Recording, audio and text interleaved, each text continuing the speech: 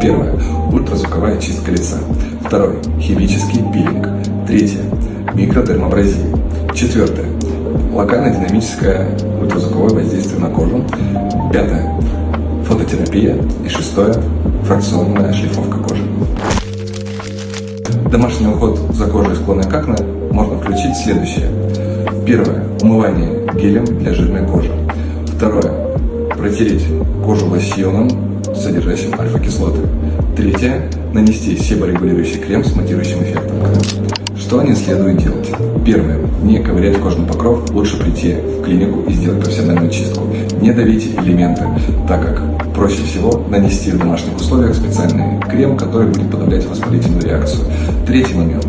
Старайтесь меньше загорать в летний период и использовать крема с SPF от 50. Также нежелательно, чтобы на лицо попадали волосы, так как формируется микроклимат и бактерии более интенсивно размножаются. Старайтесь не протирать кожу спиртовыми лосьонами, вместо этого используйте кислотосодержащий лосьон.